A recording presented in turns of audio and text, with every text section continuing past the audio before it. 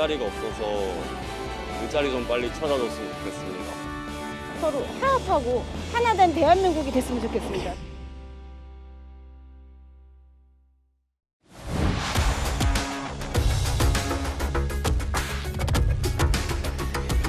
특집 뉴스에 시작합니다. 저는 동정민입니다. 대한민국 유권자들은 정권 교체를 선택했습니다. 대한민국 제20대 대통령으로 윤석열 국민의힘 대선 후보가 당선됐습니다. 이제 국민의힘이 여당, 민주당이 야당이 되는 겁니다. 하지만 이재명 민주당 후보와의 격차는 불과 0.73%포인트. 직선제 개헌 이후 가장 적은 표 차이였습니다. 민심은 현 정권을 심판했지만 새 정부의 독주에도 경고를 보냈습니다. 첫 소식 이현수 기자입니다. 제20대 대통령 선거에서 윤석열 국민의힘 후보가 당선됐습니다.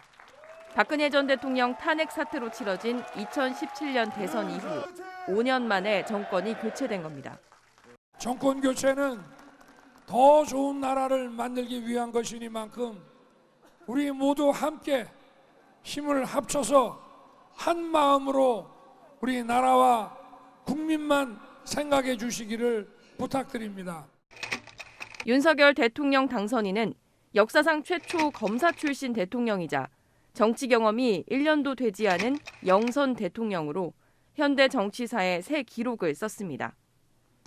우리 국민 여러분께서 저를 이렇게 이끌어주고 지켜주셨듯이 저도 오로지 국민만 바라보고 국민만 제대로 모시는 그런 사람이 되겠습니다, 여러분. 최종 개표 결과 윤 당선인은 48.56%를 얻어 47.83%에 그친 이재명 민주당 후보를 0.73%포인트, 약 24만 표 차이로 승리했습니다. 15대 대선 당시 김대중 이회창 후보의 39만 표 차이보다 더 적은 득표차로 직선제 개헌 이후 대선 최소 득표차 기록을 경신했습니다.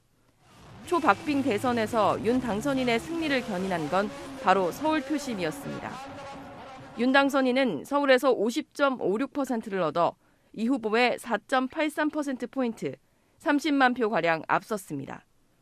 서울시 25개 지역구 중 강남 3구는 물론 마포, 양천 등 14곳에서 승기를 잡으며 우위를 점했습니다. 문재인 정부의 부동산 정책 실패에 대한 반감과 보유세 부담이 컸던 강남 서초 지역에서 윤 당선인이 60% 이상을 얻으며 격차를 벌렸습니다. 마포, 용산, 성동 등 한강을 끼고 있는 한강벨트 지역에서도 윤 당선인이 앞서는 결과가 나왔습니다. 윤 당선인은 임기가 시작되는 5월 10일까지 당선인 신분으로 인수위 구성, 내각 인선 등 새 정부 출범에 필요한 사전 작업을 수행합니다. 채널A 뉴스 이현수입니다.